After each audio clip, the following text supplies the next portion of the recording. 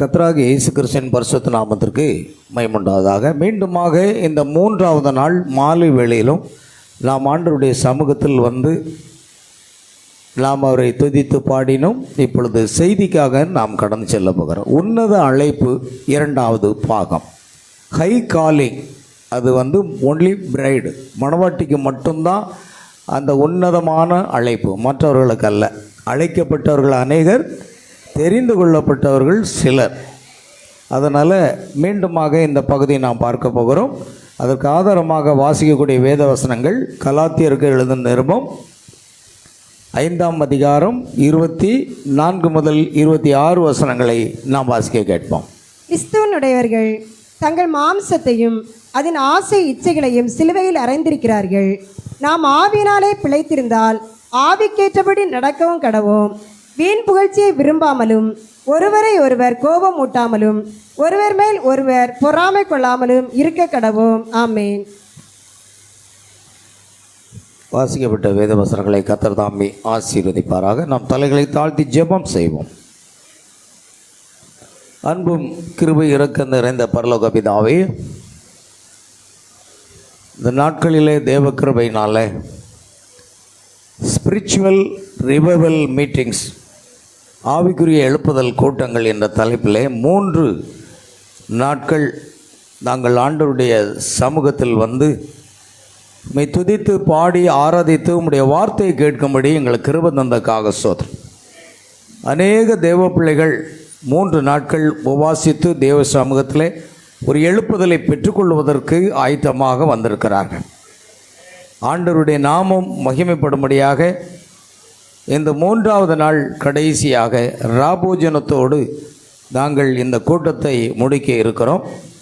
கர்த்தருடைய பிரசன்னம் இம்மட்டுமாக எங்களோடு கூட இருந்து இந்த கூட்டங்களின் தொடக்கத்திலிருந்து முடிவு வரைக்கும் நீர் எங்களோடு கூட இருந்து இந்த கூட்டங்களை எல்லாம் நீர் ஆசீர்வதித்து தந்து கொண்டிருக்கிறீர். அதற்காக ஸ்தோத்திரம். அப்புறமாக இப்பொழுதும் தேவ செய்தி ஆசீர்வதியும், வாசிக்கப்பட்ட வேத வசனங்களை கர்த்தர் ஆசீர்வித்து அதன் மூலமாக தேவ ஆவியானவர் அடியன் மூலமாக பேசும்படியாக பரிசுத்த ஆவியானவர் எங்கள் ஒவ்வொருவரையும் அபிஷேகம் வேண்டுமா ஜெபிக்கிறோம். கர்த்தராகிய இயேசு கிறிஸ்து நாமத்தில் வேத வசனங்களை வாசித்து உம்முடைய மகளை ஆசீர்வதிப்பீராக. கர்த்தாவே, உம்முடைய நாம் மகிமைக்காக தொடர்ந்து இந்த செய்தி பிற்பாடு ராபோஜனத்தில் நாங்கள் பங்கு பெற எங்களை ஆயத்தப்படுத்தும். ஒரு சில ஆத்மாக்கள் இப்படிப்பட்ட கூட்டங்களை விட்டு விடுகிறார்கள். கர்த்தர் அவர்களுக்கு உணர்வுள்ள இருதயங்களை கொடுத்து அவருடைய பின்மாற்றத்தின் ஆவிகளை கடிந்து கட்டி அப்புறப்படுத்தி வருடம் ஒரு முறை நடைபெறக்கூடிய அந்த கூட்டங்களில் பங்கு கொள்வதற்கு கர்த்தர் அவர்களை இழுத்துக்கொள்ள வேண்டுமா ஜெபிக்கிறோம். இந்த கூட்டங்களில் கலந்து கொண்ட ஒவ்வொரு சகோதர சகோதரிகள் பிள்ளைகள் அனைவரையும் தேவன் தாமே ஆசீர்வதிக்க வேண்டுமா ஜெபிக்கிறோம். இப்பொழுது நம்முடைய வார்த்தைக்காக நாங்கள் வருகிறோம். கர்த்தர் எங்களோடு பேசுவீராக. சகல துதிக மகிமை யாவற்றுக்கு செலுத்துகிறோம். கர்த்தராகிய இயேசு கிறிஸ்துவின் நாமத்தில் கேட்கிறோம் பிதாவே, ஆமென். தூக்கிட்டு போயிட்டார். எல்லோரும் எழுமணினுங்க, உங்களை நிற்கவே இல்லை. பாட்டு நான் பாடுவேன், அவன் தூக்கிட்டு போயிட்டான். நான் என்ன பண்ணுறோம்? அல்லேலூயா. நான் மறந்துடுவேன். அதனால் நீங்கள் பாட்டு பாடி ஜெபம் பண்ணுங்கன்னு யாராவது எனக்கு கொஞ்சம் கீ கொடுக்கணும். அல்லேலூயா, ஆமென். ஆண்டவர் சோதனை உண்டாகட்டும். அது எப்பொழுதும் அதுதான் வழக்கம். சில நேரம் மறந்துடுவோம்.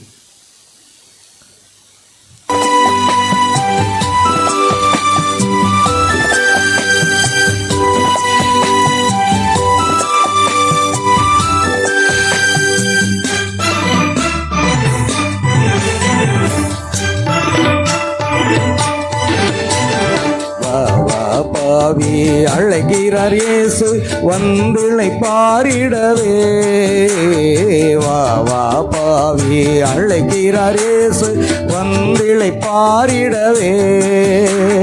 தருணத்தை விடாதே, தாமதித்திடாதே, தப்பாது வந்திடுவார். தருணத்தை விடாதே, தாமதித்திடாதே, தப்பாது வந்திடுவார். வா வா பாவி, அழைக்கிறார் இயேசு வந்திளை பாரிடவே.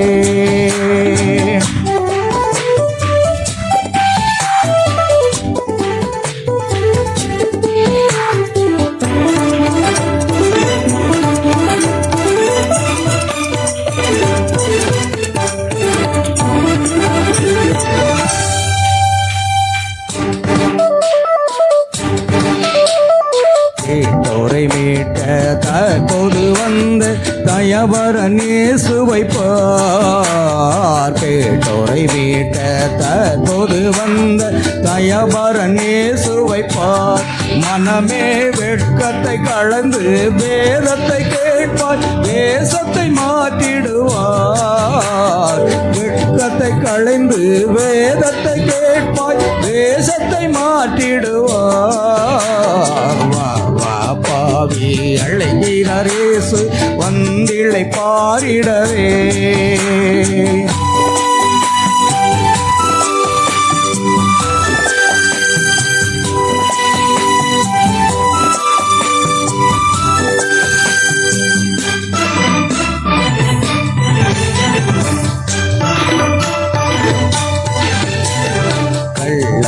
அவனை வெண்மையாக்க அவர் கருணையில் மிகுந்தவரே. கள்ளன் அவனை வெண்மையாக்க அவர் கருணையில் மிகுந்தவரே. மனமே தாழ்த்திய பாவத்தை நாம் அறிக்கையிட்டார், தருவார் பரலோகம். தாழ்த்திய பாவத்தை நாம் அறிக்கையிட்டார், தருவார் பரலோகம். வா வா பாவி அழைக்கிறார் இயேசு, வந்திழை பாரிடவே.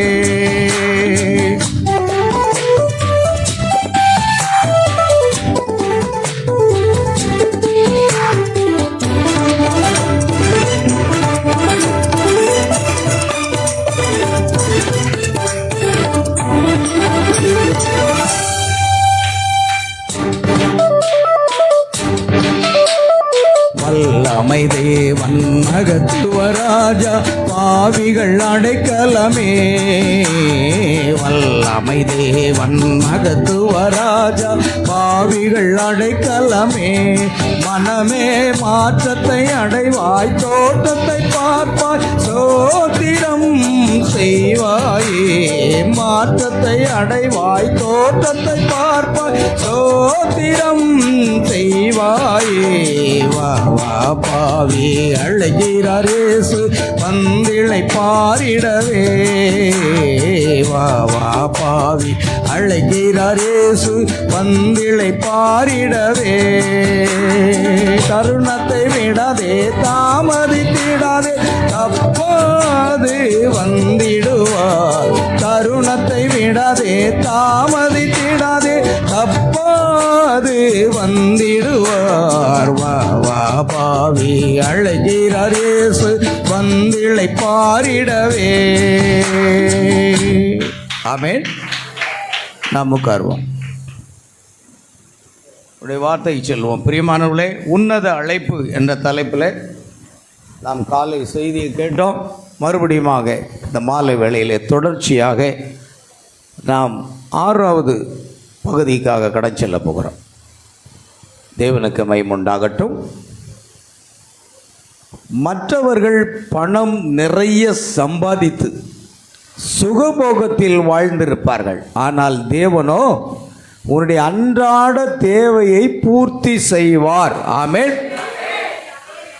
உங்களுக்கு என்னது தேவை என்பதை உங்கள் பரமபிதா அறிந்திருக்கிறார். ஒரு பெற்றோர்கள் தன் பிள்ளைகளுக்கு என்ன தேவை என்பதை அறிந்திருப்பது போல நம்முடைய பரமபிதாவும் நமக்கு என்ன தேவை என்பதை அவர் அறிந்திருக்கிறார். ஹல்லேலூயா. ஆகையால் உலகத்தார் சம்பாத்தியம் பண்ணி பண ஆசை கொண்டு சுகபோகத்தில் வாழ்ந்திருப்பார்கள், ஆனால் தேவனோ உன்னுடைய அன்றாட தேவையை அவர் பூர்த்தி செய்வார். நமக்கு என்ன தேவை, ஊழியத்துக்கு என்ன தேவை, எல்லாவற்றையும் அவர் தரணும் வேண்டாமா? அல்லேலூயா. கவனிங்க. ஏனெனில் பொன்னை காட்டிலும் விசேஷமான ஒன்றை பெற்றுக்கொள்ளத்தக்கதாக உதவியற்ற சார்ந்து கொள்பவனாக நீ இருக்க அவர் விரும்பி. நம்முடைய தீர்க்கதரிசி பிரணாம் அடிக்கடி போடுவார், நான் ஸ்டேட்டஸில் போடுவேன். என்ன போடுவேன்னா, தேவன் தம்முடைய பிள்ளைகள் எப்பொழுதுமே தன்னை சார்ந்து இருக்க வேண்டும் என்று அவர் விரும்புகிறாராம். தேவனுடைய பிள்ளைகள் யாரை சார்ந்து இருக்க வேண்டும்? எந்த தேவைகள் இருந்தாலும் அவரை சார்ந்தே இருக்க வேண்டுமா? அவர் நம்முடைய அன்றாட தேவைகளை பூர்த்தி செய்வார், நம்முடைய ஊழியத்தினுடைய தேவைகளை பூர்த்தி செய்வார், நம் குடும்பத்தை தேவைகளை பூர்த்தி செய்வார். ஆனால் நாம் யாரை சார்ந்து கொள்ள வேண்டும்? தேவனைத்தான் சார்ந்து கொள்ளணும். உலகத்தார் யாரையும் சார்ந்து கொள்ளக்கூடாது. உதகாரத்திட்ட போய் கை நீட்டி கடனும் வாங்கக்கூடாது. உலகத்தார்கிட்ட போய் என்ன செய்யக்கூடாது? கை நீட்டி எதுவுமே நம்ம வாங்கக்கூடாது. தேவன் அப்படி நம்ம வைக்கலை. நம்மை ராஜாக்களும் ஆசாரியர்களுமாக வைத்திருக்கிறார். அல்லேலூயா. உண்மையாகவே நாம் ஐஸ்வர்யவான்கள். ஏன்னா பைபிள் சொல்லுது, நம்மை ஐஸ்வர்யவான்களாக மாற்றுவதற்காக கிறிஸ்து நமக்காக தரித்திரரானார் என்று. அவர் நமக்காக தரித்திரரானார். காரணம் நம்மளை ஐஸ்வர்யவான்மாக மாற்றுது. எதிலெல்லாம் ஐஸ்வர்யம் என்றால், ஆபிரகாமை தேவன் சகல விதத்திலும் ஆசீர்வதித்து வந்தார். ஒன்று ஆவிக்குரிய ஆசீர்வாதம், இன்னொன்று உலக பிரகாரமான ஆசீர்வாதம். அல்லேலூயா. பாருங்க, பைபிளில் இருக்கு. எபிசேயர் 1:3. நம்முடைய கர்த்தராகிய இயேசு கிறிஸ்துவின் பிதாவாகிய தேவனுக்கு ஸ்தோத்திரம். அவர் கிறிஸ்துவுக்குள் உன்னதங்களிலே ஆவிக்குரிய உன்னதங்களில் நாம் இப்பொழுது எங்க இருக்கிறோம்? உன்னதங்களில் இருக்கிறோம். ஆகையால் கிறிஸ்துவுக்குள் உன்னதங்களிலே ஆவிக்குரிய சகல ஆசீர்வாதத்தினாலும், ஆவிக்குரிய சகல ஆசீர்வாதத்தினாலும் நம்மை ஆசீர்வதித்திருக்கிறார். நம்மை ஆசீர்வதித்திருக்கிறார். இங்கிலீஷ் எங்க போச்சு? நீ தமிழ் ஓய் உடம்பு கட்டு, எனக்கு இங்கிலீஷ் வேணும். அல்லேலூயா. அவர் உன்னதங்களிலே blessed be the God and Father of our Lord Jesus Christ, who hath blessed us with all spiritual blessings in heavenly places in Christ. எல்லா ஆவிக்குரிய ஆசீர்வாதங்களினாலும் நம்மை என்ன செய்திருக்கிறார் பாருங்கள். blessed be in the God and Father of our Lord Jesus Christ. Hallelujah. blessed, we are already blessed. நாம் ஏற்கனவே ஆசீர்வதிக்கப்பட்டவர்கள். கர்த்தரால் ஆசீர்வதிக்கப்பட்டவர்களே உள்ளே வாருங்கள். அல்லேலூயா. அதனால தான் அந்த சர்ச்சுக்குள்ளே வரும்போது ஒரு வசனத்தை வாசித்திருக்கீங்களா? யாராவது வாசித்திருக்கீங்களா? இல்லை இனிமேல் தான் வாசிக்கணுமா? என்ன எழுதியிருக்குது? கர்த்தரால் ஆசீர்வதிக்கப்பட்டவரே உள்ளவர். ஆசீர்வதிக்கப்பட்டவங்க தான் இங்கே வர முடியுங்க. ஏன்னா ஆபிரகாமுடைய சந்ததி ஆசீர்வதிக்கப்பட்ட ஒரு சந்ததி. அல்லேலூயா. ஆபிரகாமுடைய சந்ததி ஆசீர்வதிக்கப்பட்ட ஒரு சந்ததி. கவனிங்க, இப்போ போகலாம். அல்லேலூயா. ஆகையால் அல்லேலூயா. கவனிங்க, ஏனெனில் பொன்னை காட்டிலும் விசேஷமான ஒன்றை பெற்றுக்கொள்ளத்தக்கதாக உதவியற்ற சார்ந்து கொள்பவனாக நீ இருக்க அவர் விரும்பி தம்முடைய காணக்கூடாத பொக்கிஷத்திலிருந்து தினந்தோறும் உன்னை போஷிப்பார். காணக்கூடாத பொக்கிஷம் தேவன் நமக்காக ஆயத்தம் பண்ணினவர்களை நம் கண்கள் காணவும் இல்லை, காதுகள் கேட்கவும் இல்லை, மனுஷனுடைய இருதயத்தில் தோன்றல். காணக்கூடாத ஒரு பொக்கிஷத்தை மனவாட்டிக்குன்னு வச்சிருக்கிறார். அதில் இருந்து போஷிப்பார். பாருங்க, உதாரணமாக நம்முடைய தேவைகளுக்காக, அவசர தேவைகளுக்கோ மற்ற தேவைகளுக்கோ என்ன செய்வோம்னா அவரவர் வங்கி கணக்கில் அந்த பணத்தை போட்டு வைத்திருப்போம். சரிதானா?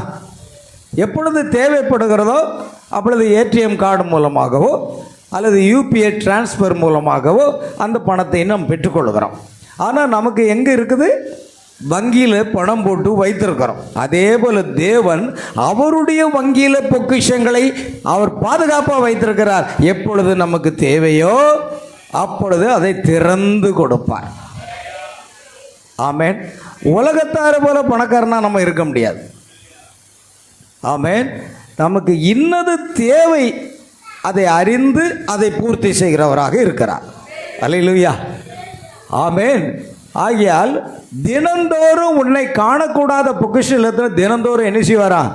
போஷிப்பார் என்று நம்ம பார்க்கிறோம். கர்த்தருக்கு மகிமை உண்டாகட்டும். பிரியமான தேவ பிள்ளைகளே, ஆகையால் கர்த்தர் நமக்கு காணக்கூடாத ஒரு பொக்கிஷத்தை தருகிறதை நாம் பார்க்கிறோம். அல்லேலூயா. எல்லா விதத்திலும் பாருங்க, காணக்கூடாத விசேஷித்த பொக்கிஷம் என்ன தெரியுமா?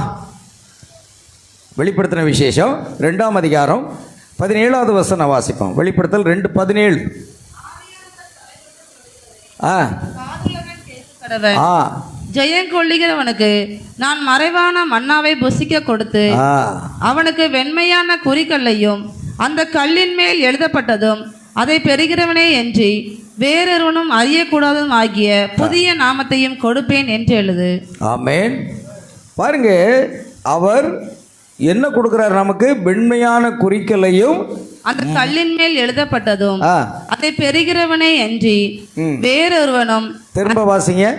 ஆவியானவர் சபைகளுக்கு சொல்லுகிறதை காதுள்ளவன் கேட்டு கடவன். ஆ ஜெயங்கொள்ளுகிறவனுக்கு நான் மறைவான மன்னாவை புசிக்க கொடுத்து. ஆமென். என்ன கொடுக்கிறாரு?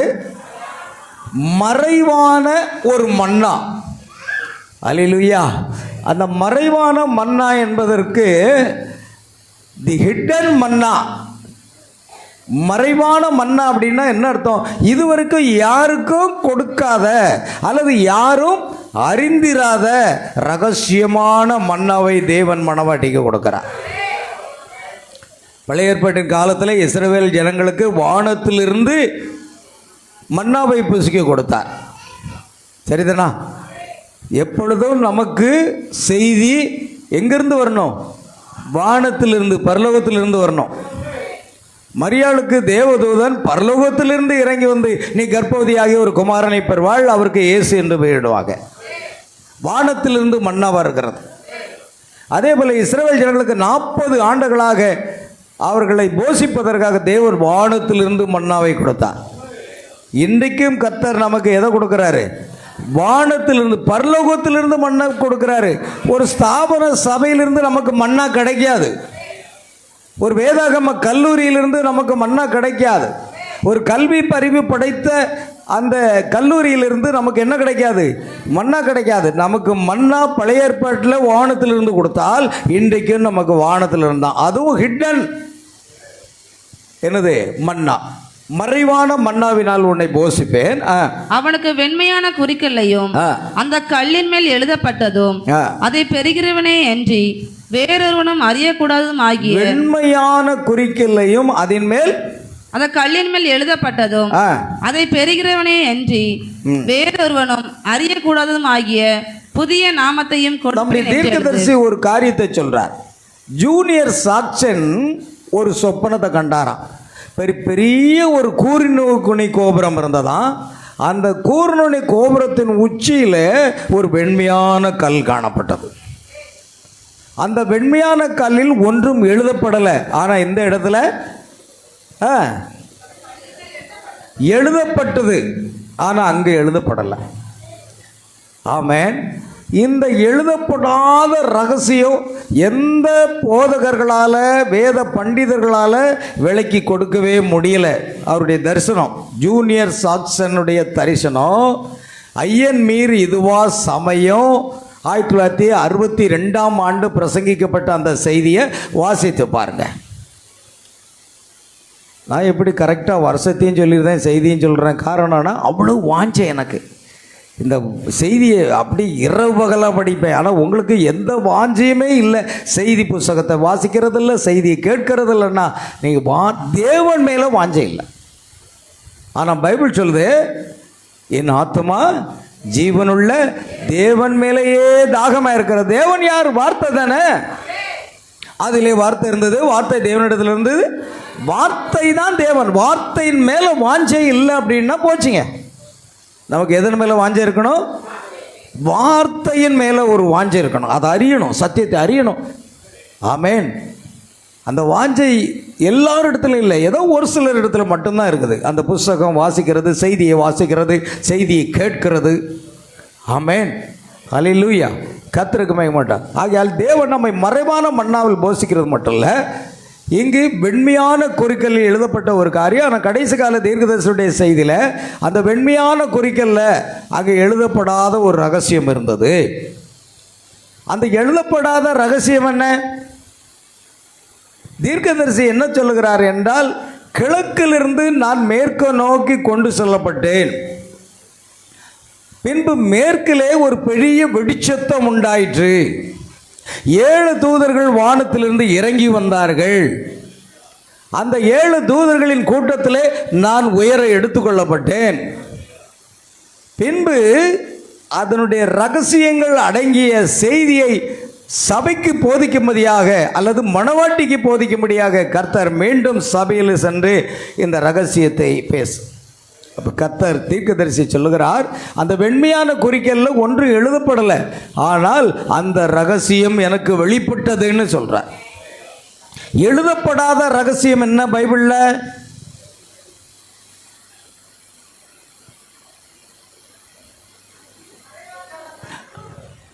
எழுதப்படாத ரகசியம் என்ன? 7 இடிமுழக்கம். எவ்வளவு செய்தி கேட்குறீங்க? 7 இடிமுழக்கம் வேதாகமத்தில் என்ன செய்யப்படலை?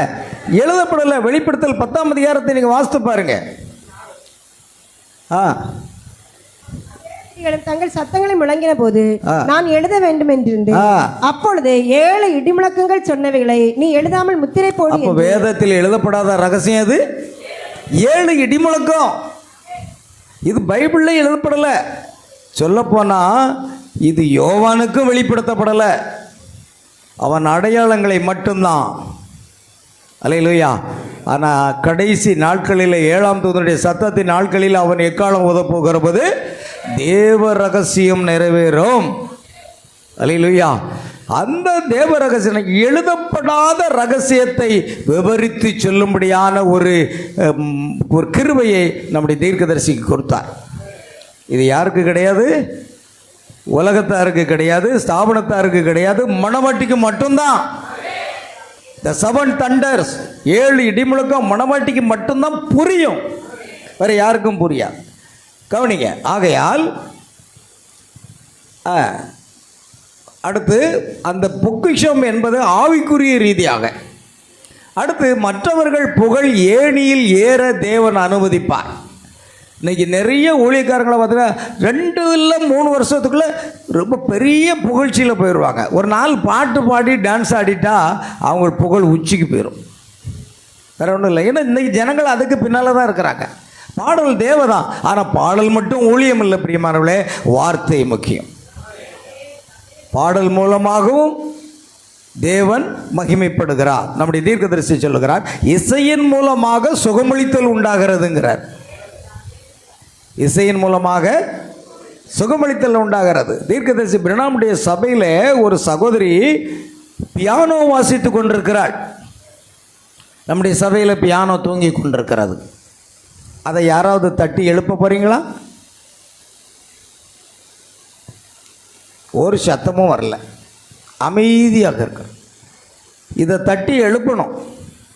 அல்லேலூயா. தாவீது நல்ல பியானோ வாசிப்பான், இசைக்கருவி வாசிக்கிறான், சுரமண்டலம் வாசிப்பான். தாவீது அப்படி சவுலுக்கு பிடித்திருந்த சவுலை ஒரு ஆவி கலங்க பண்ணி கொண்டிருந்தது. இசை வாசிக்கக்கூடிய ஒருவனை கொண்டு வந்தார்கள். அது யாரு? தாவீது. எங்கே இதை கற்றுக்கொண்டான்? எங்கே கற்றுக்கொண்டான் சொல்லுங்க? வனாந்தரத்தில் கற்றுக்கொண்டான். வனாந்தரத்தில் ஆடு மேய்க்கும் போது இவனுக்கு வேலை என்னத்தையாவது ஒரு ஓலைகளை எடுத்து அப்படி தேய்ச்சி பார்த்துருப்பான். அது கீன்னு சத்தம் வந்திருக்கும். பார்த்தீங்களா? 2 ஓலை உரசும் போது என்ன வரும்? ஏதோ பண்ணி ஒரு இசைக்கருவியை ரெடி பண்ணி கடைசியில் இவன் சுரமண்டல வாசத்தில் தேர்ச்சி பெற்றவனாக இருந்தான். அப்படியே சவுலை பிடித்து அசுத்த ஆவியை திரத்துவதற்கு அங்கே தாவீது வருகிறான். ஜெபம் இல்லை. ஆமென். அந்த இசை தீர்க்கதரிசி அதான் சொல்கிறான், தேவன் இசையின் மூலமாகவும் சுகமளிக்கிறார் அப்படின்னு சொல்கிறார். இசையின் மூலமாகவும் மகிமைப்படுகிறார். ஆனால் அந்த இசை ரொம்ப நேர்த்தியாக இருந்தனால் நிச்சயமாக தேவன் மகிமைப்படுகிறார். அல்லேலூயா. உலகத்தாரே பாடுறான், இசையால் வசமாக இதயம் எது. ஆமென். அப்படி ஒரு பாட்டு ஒன்று தெரியுமா? இசையால் வசமாக இதயம் எது அப்படின்னு டிஎம் சவுந்தரராஜன் பாடுறார். அல்லேலூயா. இசையால் வசமாக இதயம் தான். இசையில் எல்லாமே அதான் அவங்க சொல்கிறாங்க. எனக்கு தெரியல. ஒரு பாம்பு, நல்ல பாம்பு இருக்குன்னா ஒரு சின்ன மகுடியை வச்சுருப்பான். ஊன்னா அது ஆட ஆரம்பிக்குமா. இசையில் அது மயங்குமா. உடனே லபக்குன்னு பிடிச்சி சாக்கில் போட்டு கொண்டு போயிடுவான். அப்போ இவ்வளோ விஷப்பாம்பை கூட இசையில் மடக்கிடலான்னு சொல்கிறாங்க. பாம்பு பிடிக்கிறவங்களை கேட்டு பாருங்க. அல்லையா, பாம்பு புதரில் நல்லா பதுங்கி போயிருக்குமா. இதை பாம்பு பிடிக்கிறவன் இப்போ ஒரு கம்பியெல்லாம் வச்சுருக்கான். அப்போ பாம்பு பிடிக்கிறவங்க கையில் என்ன இருக்கும்? ஒரு மகுடி இருக்கும். அந்த பாம்பு எங்கே போச்சுன்னே தெரியலையே, எங்கேயே பதுங்கிக்கிட்டு இருக்க, உடனே இருங்க அப்படின்னு இவர் ஊத ஆரம்பிப்பார் பாருங்க. பாம்பு அப்படியே வெளியே வரும். ஆமே. அப்போ அந்த பாம்பை வெளியே கொண்டு வர்றதுக்கு, ஆட வைக்கிறதுக்கு இசை இருக்குமானால், இசை என்பது நம்முடைய ஆவிக்குரிய வாழ்க்கைக்கு பிரதானமான ஒன்று. ஆமேன். அதை ருசிச்சாதான் புரியும். அதனால சவுலுக்கு பிடித்திருந்த அசுத்தாவியை விரட்டுறதுக்கு தாவீது அந்த இசை மண்டல, அந்த இசை கருவியை வாசிக்க ஆரம்பிக்கிறான். அவன் பாடுறதுலையும் தேர்ந்தவன். சங்கீதம் 150 சங்கீதமும் பாட்டு தான். சங்கீதம் என்றாலே பாடல்கள். அல்லையா, அது ஒரு ஊழியக்காரர் யாரோ ஒரு பாட்டு எழுதினார். சவுலை பிடித்த அசுத்த ஆவி தாவீது பாட அகன்றது. அவன் சவுலை பிடித்த அசுத்த ஆவி தாவீது பாட அகன்று போச்சான். அப்போ இசையின் மூலமாக தேவன் மகிமைப்படுகிறார் என்று தீர்க்கதரிசி சொன்னது எவ்வளோ அருமையான காரியம். இசையின் மூலமாக சுகமளித்தல் உண்டாகுமா. ஆகையால் தீர்க்கதரிசி சகிதிலே சபையில் பியானோ வாசித்து கொண்டிருந்த ஒரு சகோதரி, பரம வைத்தியர் இங்கே இருக்கிறார் என்று அந்த சுகமளித்தல் ஆராதனையோடு அவள் வாசித்து கொண்டிருந்தார். அப்படி வாசித்து கொண்டிருக்கும் பொழுது பரிசுத்த ஆவியானவர் மேலே இறங்கினார். பரிசுத்த ஆவியின் அபிஷேகத்தில் வந்த உடனே அவர் பியானோ வாசிக்கிறதை விட்டு தேவனை மகிமைப்படுத்தினால். தேவனுடைய பிரசன்னம் அவளுக்குள்ள நிறந்தது. அவருடைய கைகள் பியானோ அந்த பட்டன்ல இருந்து வெளியே வந்துடுச்சு. ஆனால் அந்த இசைக்கருவி பியானோ தானாகவே வாசித்து கொண்டிருந்தது. தான் தொடர்றதுக்கே ஆள் இல்லையா, பிறகு எங்கே தானாக வாசிக்கும்? இலவசம் 10,000 ரூபா கொடுத்து நான் வாங்கிட்டு வந்தேன். அதை அன்றைக்கு 10,000, அன்றைக்கி எத்தனை ஆயிரம்? யாராவது உங்கள் பிள்ளைகளை படிக்க வைக்கிங்களா? யாராவது ஆர்வம் காட்டுறீங்களா? ஒன்றும் இல்லை. அதில் வாலிபர்களுக்கும் ஆர்வம் இல்லை. யாருக்கலாம் இலவசமாக நான் சொல்லித்தரேன். அதனுடைய சுருதியை நான் சொல்லித்தர வேண்டாம், படிங்க. அல்லேலூயா. அப்படியாவது நீங்கள் படிங்க. எனக்கு நேரம் இல்லை, முடியாது. அல்லேலூயா. அது தீர்க்கதரிசி செய்தியில் பியானோ வாசிக்கிற சகோதரி பரிசுத்த ஆவியில் நிறைந்தாள். அப்படி நம்ம சபையில் பியானோ வாசிக்கிறவங்க பரிசுத்த ஆவியில் நிறைந்தே எப்படி இருக்கும்? எப்படி இருக்கும்? பியானோ தானாகவே வாசிக்கும். அப்படின்னா அந்த அளவுக்கு நம்ம வரல. தீர்க்கதரிசி செய்தி சபை வளர்ச்சி அடைந்த அளவுக்கு நாம் வரல. புரியுதா? நாம் என்ன பண்ண நம்மளே திருப்திப்படுத்திக்கிட்டோம். நாம் மனமாட்டி நாம் பிரைடுன்னு சொல்லிக்கிட்டே இருக்கிறோம். அந்த அளவுக்கு இன்னும் வளர்ச்சி வரல. செய்தி அந்த அளவுக்கு இருக்கு. கவனிங்க. ஆகையால் மற்றவர்கள் புகழ் ஏணியில் ஏற தேவன் அனுமதிப்பார், ஆனால் உன்னையோ வெளிக்காட்டாமல் இருட்டில் வைத்து விடுவார். திம்மராஜபுரத்தில் ஒரு சபை இருக்குன்னு யாருக்கும் தெரியாது. இங்கு மறைக்கப்பட்ட ஒரு வாய்க்கால் ஓரத்தில் ஒன்று இருக்கு. ஆனால் தேவனுடைய பிரசன்னமும் தேவனுடைய மகிமையும் தேவனுடைய வார்த்தையும் இங்கே ஜீவிக்கிறதாக காணப்படுகிறது என்பதை தேவன் மட்டும் அறிவார். ஆனால் பெரிய பெரிய ஸ்தாபனங்கள் இருக்கிறது. எல்லா இடத்துக்கும் பஸ்ஸு போகிறது, வேன் போகிறது, ஜனங்களை அள்ளி கொண்டு கொட்டுகிறார்கள். ஆமேன். அல்லேலூயா. போன வாரம் சுத்தமல்லி ஊழியத்திற்கு போகும்போது எல்லாரும் வேனில் போனாங்க, நாங்கள் காரில் பின்னால் போனோம். எங்களுக்கு எதிராக வருகிறது கிறிஸ்துவின் சேனை அப்படின்னு பெயர் போட்டிருந்தோம். நான் பார்க்கேன் சைடில், இது 7வது பஸ்ஸாம். வேன் இல்லை, பஸ்ஸு. இது எத்தனாவது நம்பர் பஸ்ஸு? அப்போ இது வரைக்கும் இது 7வது பஸ்ஸு. இன்னும் 6 பஸ் அங்கே இருக்குது. ஆமேன். ஆண்டவர் சொன்னேன், ஆண்டவரே இது 7ஆம் நம்பர் பஸ்ஸு, எங்களுக்கு இது 1ஆம் நம்பர் வேனு. ஆமே. அல்லேலூயா. ஏன்னா இங்கே எல்லாத்தையும் அள்ளிட்டு வர முடியாது, நாங்கள் பொறுக்கிடும். கோதுமை என்ன செய்யணும்? போவாஸ் ரூத் என்ன செய்தாள்? கோதுமையை பொறுக்கி தான் எடுத்தா. நாம் பொறுக்கி தான் எடுக்கணும் கோதுமை மணியை. நம்ம எல்லா சாவி கிவியெல்லாம் அள்ளி போட்டு போக முடியாது. அல்லேலூயா. அது அங்கே நடக்கும். நீங்கள் பெரிய எழுப்புதல் நடக்குன்னு நினைக்காதுங்க. 7 பஸ்லேயும் ஜனங்கள் போகிறாங்களா, 7 என்ன 70 பஸ்ஸில் கூட போவாங்க. ஆனால் அங்கே ஊதுனான்னு பாருங்க, எல்லாம் பறந்துடும். அல்லேலூயா. ஆனால் நீங்கள் கிறிஸ்துக்குள்ளே என்ன செய்யணும்? தேர்ச்சி பெறக்கூடியவர்களாக இருக்கணும். ஆகையால் மற்றவர்களுடைய புகழ் ஏணியில் ஏறுவதற்கு பாருங்க, இவங்க எல்லாருடைய புகழும் ஏழில் ஏறும். ஆனால் உண்மையான ஜீவனுள்ள வார்த்தை இந்த மணி நேரத்துக்கான செய்தி இருக்கும் பொழுது அதை அவர்களை இருட்டில் என்ன செய்வார்? உன்னையோ வெளிக்காட்டாமல் இருட்டில் வைத்து விடுவார். அப்போ அவர்கள் போல நமக்கு புகழ் வரவே வராது. ஆமென். ஏனெனில் மறைவிலே பழுக்கும் பழமாகிய அவருடைய வருகிறதான மகிமையை நீ பிரதிபலிக்கும்படி அவ்விதம் செய்வார். பார்த்தீங்களா? அவருடைய மகிமையை பிரதிபலிக்கக்கூடிய ஒரு சிறு கூட்டத்தை தேவன் மறைத்து வைத்திருப்பார். ஆமென். இது மணவாட்டிக்கு பாருங்க, உலக ஸ்தாபன சபத்துக்கும் மணவாட்டிக்கும் எவ்வளவு வித்தியாசம்னு பாருங்க. அதனால தான் தீர்க்கதரிசி சொல்லுகிறான், நான் ஒரு கால ஸ்தாபனங்களை அங்கீகரிப்பதில்லை. ஆமென். அல்லேலூயா. ஒருத்தர் சொன்னாங்க, யாரோ ஏஜி சபைன்னா அது பெந்தேகோஸ்தே சபைன்னா, நான் ஒரு நாளும் ஏற்றுக்கொள்ள மாட்டேன். ஏன்னா நான் உண்மையான பெந்தேகோஸ்தே சபையில் அசைவிலிருந்து வந்தவன்.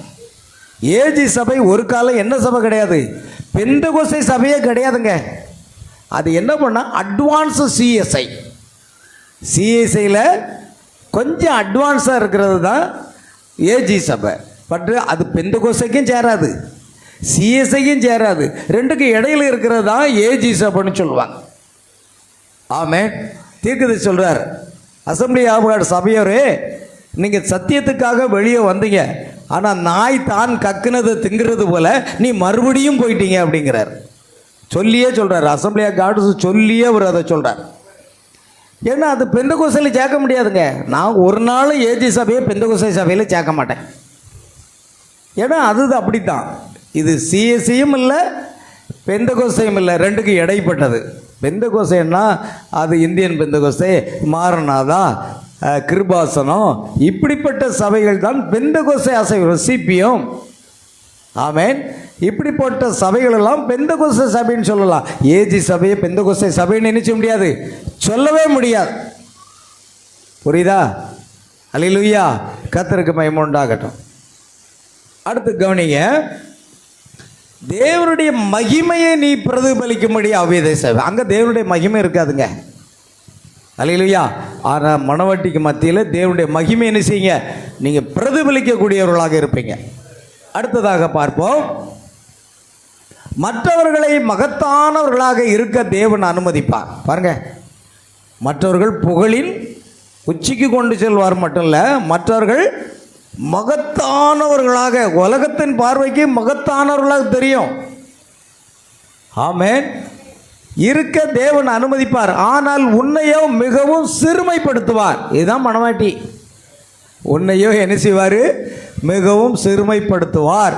அவருக்காக மற்றவர்கள் வேலை செய்ய அனுமதித்து அதன் பலன்களை அனுபவிக்க விடுவார். அந்த ஸ்தாபன சபைகளுக்கு மற்றவர்கள் வேலை செய்து அதன் பலனை எல்லாம் அவர்கள் பெற்றுக்கொண்டு வசதி படைத்தவர்களாக அவர்கள் இன்னும் என்ன செய்வாங்க? புகழின் உச்சிக்கே செல்வார்கள், மகத்தானவர்களாக அனுமதிப்பார். ஆனால் மணவாட்டியே, உனக்கு என்ன நடக்கும்?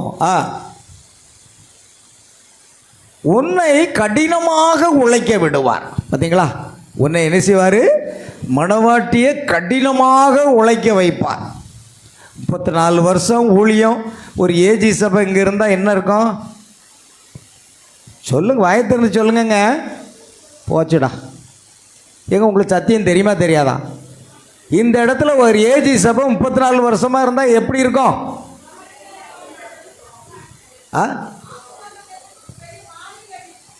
இந்த கூட்டமும் நிறைஞ்சி பெரிய மாடியும் கட்டியிருப்பாங்க. ஏன்னா ஒரு 10 பஸ்ஸில் அள்ளி கொண்டு போட்டுருவாங்க. இது ஏஜி சபையாக இருந்தா. ஆனால் இது அதுவல்ல, இது மணவாட்டிக்குரிய சபை. இங்கே பெருங்கூட்டம் வராது. அல்லேலூயா.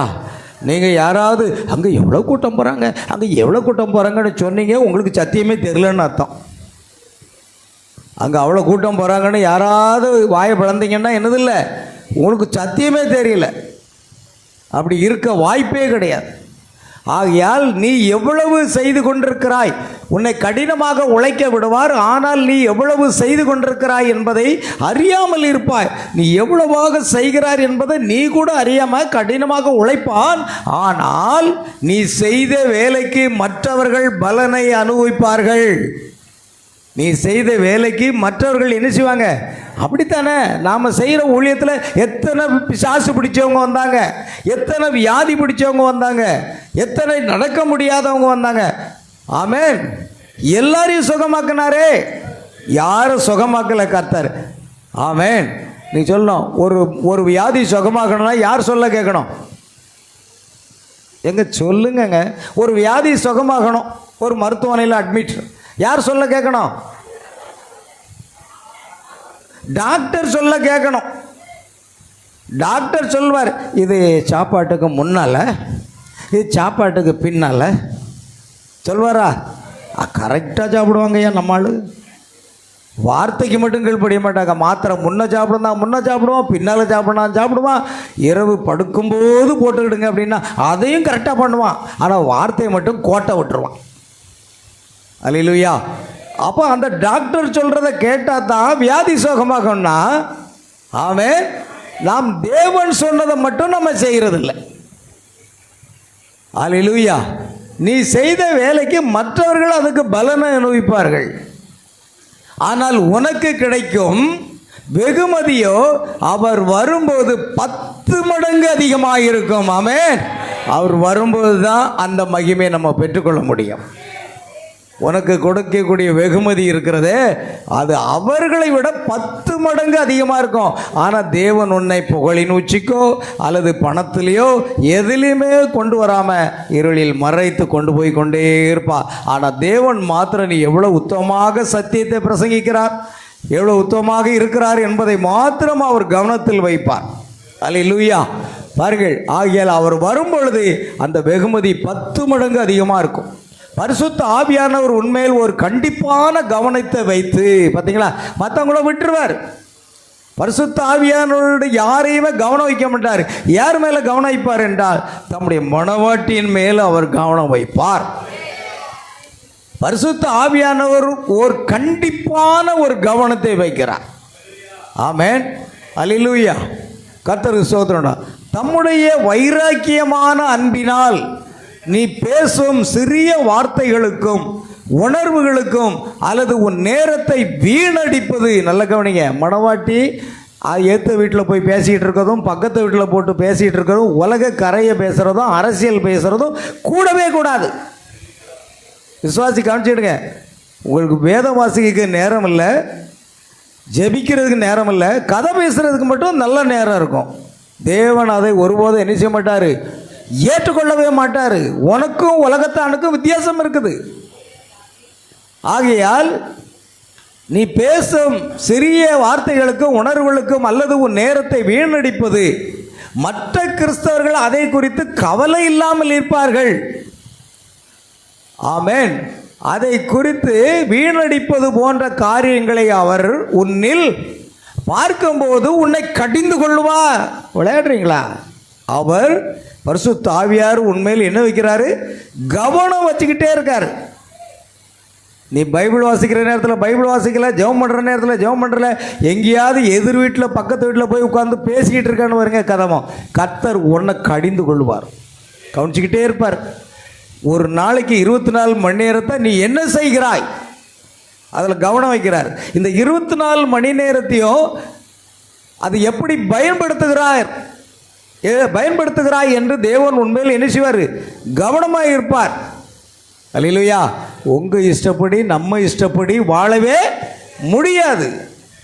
ஏனென்றால் மணவாளனுடைய இஷ்டப்படி தான் நம்ம வாழ்ந்தாகணும். அல்லேலூயா. மணவாளன் நம்ம இயக்குகின்றவர். அதனால் நம்முடைய நேரத்தை வீணடித்தால் கூட கர்த்தருக்கு என்ன வந்துடும்? கோபம். இன்றைக்கி அதுதான் நிறைய பேர் கதை தான் பேசுவாங்க. யார்ட்டையாவது உலக கதையும் அரசியல் கதையும் அதை இதையும் பேசிக்கிட்டு இருந்தால் ஜெபிக்க மாட்டாங்க. ஆமென். அல்லேலூயா. நான் நிறைய பேரை கவனிச்சிருக்கிறேன். ஜபிச்சா 10 நிமிஷத்தில் தூக்கம் வந்துடும். ஆனால் கதை பேசுனாங்கன்னா 10 மணி நேரமும் பேசிக்கிட்டு இருப்பாங்க. கதை பேசுனா தூக்கமே வராத, அப்படி தானே? அப்படி நிறைய பேருக்கு கதை பேசுனா தூக்கம் வரவே வராது. அது ஒரு ஆவி. அதனால் கர்த்தர் நம்ம மீது கவனம் வைத்து என்ன செய்கிறார்? நீ அவருடைய நேரத்தை என்ன செய்யக்கூடாது? வீணடிக்கக்கூடாது. போர் அடிக்கு நேரமே போகலை. சில பேர் சொல்கிறாங்க போர் அடிக்கா என்ன போகலையா? அது உலகத்தானுக்கு. அவன் போர் அடிக்க நேரமாக போகலைன்னா அவன் சினிமா பார்ப்பான், எதாவது போவான். ஆனால் உனக்கு நேரமே கிடைக்காது. ஆமேன். எந்த காரியத்தையும் செய்வதற்கு உங்களுக்கு நேரம் கிடைக்காது. ஏன்னா அவ்வளவு நேரம் தேவனுடைய காரியத்தில் நீங்கள் இருக்க வேண்டும் என்று தேவன் விரும்புகிறார். அப்படி நீங்கள் வீணடிச்சிங்க அப்படின்னா கர்த்தர் என்ன செய்வார்? உங்களை கடிந்து கொள்வார் என்று எழுதியிருக்கிறது. அடுத்ததாக, உன்னோடு கூட அவர் உறவாடும் விஷயங்களில் நீ குழம்பி நிற்கும் 1000 காரியங்களை அவர் விளக்காமல் விட்டு விடுவார். நாம் நினைக்கிறோம் சில நேரம், ஏன் நம்ம ஒழுங்காக தானே சபைக்கு போகிறோம், ஒழுங்காக தானே காணிக்கை செலுத்துக்கிறோம், ஒழுங்காக தானே தசமபாகம் செலுத்துகிறோம், ஒழுங்காக தானே குடும்ப ஜெபம் பண்ணுறோம், ஏன் நமக்கு இது நடக்கலை, ஏன் இந்த காரியத்தை தேவன் செய்யாமல் இருக்கிறார் என்று நீங்கள் குழம்பி இருப்பீங்க. ஒரு குழப்பமான சூழ்நிலை வரும் பொழுது நீ குழம்பி நிற்கும் 1000 காரியங்களை கர்த்தர் உனக்கு விளக்காமலே விட்டுருவார். ஆனால் அவர் உன் மீது கவனம் வைக்கிறவராக இருக்கிறார். எதை எப்பொழுது செய்யணும், எப்படி செய்யணும் எல்லாமே அவருக்கு தெரியும். அதனால தான் பைபிள் சொல்லுது, உன் வழியை கர்த்தருக்கு ஒப்புவித்து அவர் மேல் நம்பிக்கையாயிரு, அவர் காரியங்களை வாய்க்க பண்ணுவார். வேற ஒன்றும் செய்ய வேண்டாம். உங்கள் வழியை அவருக்கு ஒப்பு கொடுங்க, மற்றதை அவர் பார்த்து கொள்வார். ஆமேன். அடுத்ததாக பார்ப்போம் பிரியமானவர்களே, மற்றவர்களையோ அவைகளெல்லாம் செய்ய அனுமதித்துட்டான். மற்ற உலகத்தார் என்ன செய்யணும்? சும்மா கதை பேசுகிறது, போர் அடிக்குது, இப்படிப்பட்ட நேரத்தை வீணடிப்பதை பற்றி அவர் கண்டுக்கவே மாட்டார். நம்ம காலையில் கேட்ட செய்தின்படி வேசி கர்த்தர் நம்மை சிக்ஷியாரது இருந்தால் நாம் வேசி பிள்ளைகளாக இருப்போம். அப்போ வேசி பிள்ளைகளுக்கு என்ன கிடையாது?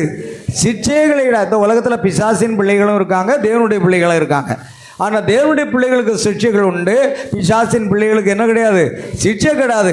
ஆனால் ஒரு நாள் வரும்போது அவர்களை ஒட்டுமொத்தமாக அழிப்பார். ஒரு நாள் வரும்போது உங்களை ஜீவனுக்குள் கொண்டு செல்வார். அல்லேலூயா. அதனால தான் பைபிள் சொல்லுது, சுகபோகமாக வாழ்கிறவள் உயிரோடு செத்தவள் என்று. அடுத்து கடைசியாக, நீ அவ்விதமாக தேவனால் ஆட்கொள்ளப்பட்டு உன்னுடைய ரகசியமான இருதயத்தில் இந்த வினோதமான காரியத்தை பரிசுத்த ஆவியானவர் செய்து வைராக்கிய விஞ்சையான பாதுகாவலராக உன் வாழ்க்கையில் அவர் இருப்பதை கண்டு நீ மகிழ்ச்சி கொள்வாய். எந்த சூழ்நிலையில் ஆபத்து காலத்திலே கர்த்தர் அனுகூலமான துணை மாதம். ஏதாவது ரோட்டில் போயிட்டு இருக்கேன், ஒரு வாகனம் உங்களை நோக்கி அதே உங்கள் மேலே மோதுவதுக்கு வருது, ஆனால் கர்த்தர் மோத அனுமதிக்க மாட்டார். இஸ்ரவேல் ஜனங்களுக்கு மத்தியில் ஒரு யுத்தம் நடந்தது. எதிர் நாட்டுக்காரன் எதிர்காலியில் வந்து யுத்தம் பண்ண வரும்பொழுது அங்கே நடந்ததுன்னா, இவர்கள் யுத்தம் பண்ண முன்னேறி கொண்டிருக்கும் பொழுது பயங்கரமான சூறாவளி காற்று அடித்தலாம். அந்த பயங்கரமான சூறாவளி காற்று அடிக்கும் பொழுது, ஏன் தேவன் நம்முடைய யுத்தத்தில் முன்னேறி போக முடியாதபடிக்கு தடை செய்கிறாரே என்று யெகோவா தேவனை நோக்கி கூப்பிட்டாங்க. அல்லேலூயா. அந்த பயங்கரமான புதல் காற்று அடித்து அந்த மண் அங்கே இருக்கிற மணல் பரப்பெல்லாம் தூக்கி எரிந்தது. ஒரே புகை மண்டலமாக இருந்தது. அதன் பிற்பாடு அது ஓய்ந்தது. இவங்களுக்கு ஏன்னே தெரியல, ஏன் இப்படி தேவன் நம்மை முன்னேற விடாதபடி தடை செய்கிறாரோ. அதுக்கு பிறகுதான் அங்கே பார்த்தீங்கன்னா மணலில் புதைக்கப்பட்ட கன்னிவெடிகள் ஏராளமாக இருந்ததாம். இவங்க மாத்திரம் முன்னேறி போயிருந்தா அந்த கன்னிவெடிகள் இவர்களை என்ன செய்யிருக்கோம்? சின்ன பின்னமாக்கியிருக்கோம். ஆனால் தேவன் அந்த கன்னிவெடிகள் புதைத்திருக்கிறதை காண்பிப்பதற்காக சூறாவளி அனுப்பினார். சாதாரணமாக நினைக்காதங்க தேவனை. ஒரு மனிதன், ஒரு விசுவாசி தன்னை முழுவதும் கிறிஸ்துக்கு மட்டும் அர்ப்பணித்தா அவன் வாழ்க்கை எவ்வளோ மகிமையாக இருக்கும் தெரியுமா? அப்படித்தான் இஸ்ரவேல் ஜனங்களுக்கு இது உண்மை ஒரு சம்பவம். ஆமென். கவனிங்க. ஆகையால் வினோதமான காரியத்தை பரிசுத்த ஆவியானவர் செய்து வைராக்கிய விஞ்சையான பாதுகாவலராக உன் வாழ்க்கையில் அவர் இருப்பதை கண்டு நீ மகிழ்ச்சி கொள்வாய். அவர் நமக்கு ஒரு பாதுகாவலராக இருக்கிறார். எந்த ஆபத்து வந்தாலும் உன்னை என்ன செய்யாது, அணுகாதபடி அவர் பாதுகாப்பார். காரணம், அவர் தான் நம்முடைய பாதுகாவலர். ஏனென்றால் நாம் அவரை சார்ந்து தான் வாழ்கிறோம். நாம் அவரை சார்ந்து வாழ்கிறதுனால அவர் எல்லா பாதுகாப்பையும் நமக்கு கொடுத்தாகணும். நம்முடைய தேவைகளையும் அவர் சந்தித்தாகணும். ஆமென். நீ பரலோகத்துக்குரியவன் என்பதை அறிந்து கொள்வாய். பார்த்தீங்களா? அப்போ தான் புரியுது நீ யாரு தெரியுமா, ஏன் தேவன் இப்படிப்பட்ட காரியங்களில் ஒன்று நடத்துகிறார். நீ பரலோகத்துக்குரியவன். அல்லேலூயா. பாருங்கள், ஒரு சில காரியங்களை தீர்க்கதரிசி செய்தியிலிருந்து ஒரு மணவாட்டியினுடைய செயல்பாடு எப்படி இருக்கும் அப்படிங்கிறத நம்ம பார்க்க போகிறோம். காரணங்க, சகோதரன் வில்லியம் பிரணாமுடைய போதனைகள், பிரைட் மெசேஜ், ஒரு தொகுப்பை பார்க்குறோம். முதலாவது கர்த்தர் என்ன செய்கிறார்னா, பிரைட் இஸ் கால்டு அவுட், மணவாட்டியை அவர் வெளியே அழைக்கிறார். வெளிப்படுத்தல் 18:4 சொல்கிறது, என் ஜனங்களே அவளுடைய பாவத்துக்கு, அந்த ஸ்தாபனங்களுடைய பாவங்களுக்கு உடன்படாமலும் அவளுக்கு நேரிடும் வாதைகளில் அகப்படாலும் இருக்கும்படி அவளை விட்டு என்ன செய்யுங்க, வெளியே வாருங்க. இஸ்ரவேல் ஜனங்கள் எகிப்து தேசத்தில் இருந்தார்கள். அவர்கள் அங்கிருந்து தேவனை ஆராதிக்க முடியாது. தேவன் அவர்களை என்ன செய்தார், வனாந்தரத்தில் 3 நாட்கள் பிரயாணம் செய்து அங்கே எனக்கு ஆராதனை செய்வீர்கள். அதிலிருந்து என்ன தெரியுது, தேவன் எப்பொழுதுமே நம்மை வேறு பிரிக்கிறார் என்று தெரிகிறது. ஆமென். அல்லேலூயா. தேவன் அதை அங்கீகரிக்கவே மாட்டார். உன் சொந்த பந்தம் மொட்டை போட போனா நீ அங்கே போவாத. இன்னைக்கு என்ன, எப்போ யாரையும் மொட்டை போட போகிறான், நான் சும்மா போயிட்டு வந்தேன், அது என்ன சும்மா? தேவன் அதை அங்கீகரிப்பார்னு நினைக்கிங்களா? அல்லேலூயா. அதுக்கும் சம்மந்தமே கிடையாது. நீ வேறு பிரிக்கப்பட்டவன். கர்த்தர் மணவாட்டியை வேறு பிரிப்பார். நான் அதை பார்க்குறேன். ஆகையால் கர்த்தர் பிரைட் இஸ் கால்ட் அவுட், வெளியே அழைக்கப்பட்ட ஒரு கூட்டம். இஸ்ரவேல் ஜனங்கள் வனாந்தரத்தில் 3 நாள் பிரயாணம் செய்துதான் தேவனை ஆராதிக்க வேண்டும். ஏன் அங்கிருந்து ஆராதிச்சான? பார்வன் அப்படி தான் சொன்னான். இங்கேயும் உங்கள் தேவனை ஆராதிக்கலாமே. ஆமென். அல்லேலூயா. தேவனுக்கென்று ஒரு ஆலயம் இருக்க வேண்டும். சாலமோன் கர்த்தருடைய நாமத்துக்கென்று ஒரு ஆலயம் கட்டினான். ஒரு விக்கிரக கோயிலில் போய் நாம் ஆராதனை செய்ய முடியுமா? ஒரு ஸ்தாபனத்தில் போய் நாம் ஆராதனை செய்ய முடியுமா? ஆமென். தேவனுக்காக பிரத்யேகமாக கட்டப்பட்ட ஒரு ஆலயம் இருக்க வேண்டும். அல்லேலூயா. அதுதான் சாலமோன் கர்த்தருடைய நாமத்துக்காக கட்டின ஆலயம். இயேசு கிறிஸ்து இந்த பூமியில் இருந்த நாட்களிலே தேவாலயத்துக்கு சென்று புறா விற்கிறவர்களையும் காசுக்காரர்களுடைய பலகைகளையும் கவிழ்த்து போட்டு அங்கு அடைக்கப்பட்டு வைத்திருந்த, விற்பனைக்கு வைத்திருந்த புறாக்களை எல்லாம் அந்த கதவை திறந்து பறக்க விட்டு கயிற்றை எடுத்து சாட்டையாக முறுக்கி நினைச்சுதான் எல்லாரும் விரட்டி விட்டார். ஏன்னா என்னுடைய வீடு எல்லா ஜனங்களுக்கும் உரிய ஜப வீடு, நீங்கள் கள்ளர் குகையாக அதை மாற்றிட்டீங்கன்னு விரட்டுறார் பாருங்க. அப்போ அவருக்கும் இன்னும் வைராக்கணும். அவருக்காக கட்டப்பட்ட ஆலயத்தை பரிசுத்தமாக காக்கப்பட வேண்டும். இன்னைக்கு காலையில் இந்த மத்தியானம் ஆராதனை முடிஞ்சு கூட நான் பார்த்துக்கிட்டு இருந்தேன். நான் இங்கே நிறைய வியாதிஸ்தருக்கு ஜெபம் பண்ணியிருக்கேன். அங்கே உட்கார்ந்து சகோதரிமார்கள் பேசிக்கிட்டே இருக்காங்க. நான் கவனிச்சேன். நீங்கள் நினைப்பீங்க பாஸ்டர் கவனிக்கலை. பாஸ்டர் ஆழ்ந்த ஜெபம் பண்ணிக்கிட்டு இருக்காரு. ஆழ்ந்த ஜெபம். நான் ஜெபம் பண்ணிட்டு தான் இருந்தேன். ஆனால் அங்கே இருக்கிற சகோதரிகள் உட்கார்ந்து என்ன தான் பேசுகிறாங்களோ. பேசக்கூடாதுன்னு எத்தனை நாள் சொல்லியிருக்கேன். பேசணுன்னா எங்கே போய் பேசணும்? வெளியில் போய் பேசணும். சபை ஒழுங்கு அதுதான். இது தேவனுடைய ஆலயம். நாங்கள் ஜெபம் பண்ணிக்கிட்டு இருக்கேன், வேண்டாம் எங்கள் கூட வந்து எனக்கு ஜெபம் பண்ணுறதுக்கு உதவி பண்ணுங்க. ஆனால் என்ன செய்யக்கூடாது, இப்படி பேசுவது கூட கர்த்தர் அதை கவனிச்சுக்கிட்டே இருப்பார் பாருங்க. நீங்கள் சாதாரணமாக நினைக்கிறீங்க. தேவன் தம்முடைய வீட்டை கள்ளர் குகையாக மாற்ற சம்மதிக்கவே மாட்டார். அன்னைக்கு சாட்டை எடுத்தவர் இன்னைக்கு எடுத்தால் என்ன பண்ணுவீங்க? ஆமென். வேத வசனத்தை நல்லா ஆராய்ந்து பார்க்கணும். சர்ச்சுக்குள்ள அனாவசியமான பேச்சு பேச. ஆராதனை முடிஞ்சா கர்த்தர் உங்களை ஆசீர்வதிப்பாராக. Praise the Lord, God bless you. ஒருத்தருக்கு ஒரு கரங்களை கொட்டிட்டா வேறு எதை பேசுனாலும் வெளியில் போய் தான் பேசணும். அதுவும் நான் ஜெபம் பண்ணிக்கிட்டு இருக்கும்போது நீங்கள் இடையூறு பண்ணீங்கன்னா கர்த்தருக்கு கோபம் வருமா வராதா? வரும். இதனால் கூட நம்ம சில ஆசீர்வாதங்களை இழந்து போவோம். நீங்கள் சாதாரணமாக அதை நினைக்காதீங்க. அல்லேலூயா. தேவன் அதை விரும்ப மாட்டார் பிரியமானவர்களே. அல்லேலூயா. அடுத்தது கவனிங்க. Come out of her my people. என் ஜனங்களே அவளை விட்டு என்ன செய்யுங்க? வெளியே வாருங்க. ஆமென். அடுத்து she is separated from denominations. ஸ்தாபனங்களை விட்டு முழுவதுமாக வேறு பிரிக்கப்பட்டதாக அவர்கள் காணப்படுவார்கள். மணவாட்டி. bride is separated from denominations. மணவாட்டி எல்லா ஸ்தாபனங்களை விட்டு வெளியே வந்தவளாக இருக்க வேண்டும். மணவாட்டி எப்படி இருப்பாங்கன்னு கவனிங்க. ஆமென். Next, true bride stands alone with word. ஒரு உண்மையான விசுவாசி வார்த்தையில் நிலை நிற்பாள். ஒரு உண்மையான விசுவாசி எதில் நிலை நிற்பாள்? வார்த்தையில் தான் நிலை நிற்பாள். அதுதான் மணவாட்டி. அடுத்ததாக லட்சியம், உலகத்திலிருந்து பிரிவு. வேர்டு பிரைடு, வார்த்தை மணவாட்டி. Bride is the word. மணவாட்டி யாரு? வார்த்தை. ஏனென்றால் ஆதியிலே வார்த்தை இருந்தது, அந்த வார்த்தை தேவனிடத்தில் இருந்தது, அந்த வார்த்தை தேவனாக இருந்தது. அந்த வார்த்தையாக கிறிஸ்துவுக்குள் மணவாட்டி இருந்தபடினால் மணவாட்டி வார்த்தையின் ஒரு பாகம் என்று தீர்க்கதரிசி சொல்கிறான்.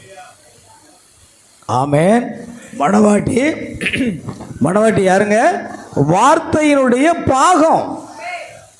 ஏன்னா நம்ம அவருக்குள்ள தான் இருந்தோம், அந்த வார்த்தைக்குள்ள தான் இருந்தோம்.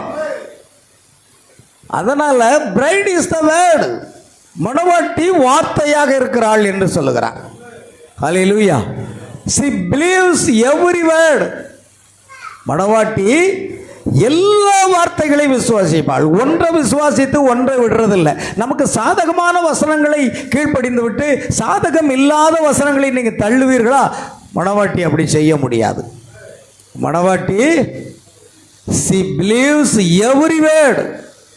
மணவாட்டி எல்லா வார்த்தைகளையும் விசுவாசிப்பாள். ஒரு வார்த்தை கூட விட மாட்டான். ஏன்னா மணவாட்டி என்றால் யார்? வார்த்தை. ஆமென். வேர்ட் பிகம்ஸ் ஃப்ளஷ் இன் பிரைடு. வார்த்தை என்ன செய்கிறது? மணவாட்டியில் மாம்சமாகிறது. ஆமென். மணவாட்டியிலே வார்த்தை மாம்சமாகிறது. இயேசுதாமே வார்த்தையாக இருந்தார். அந்த வார்த்தை மாமிசமாகி அல்லேலூயா இயேசுவாக வெளிப்பட்டார்.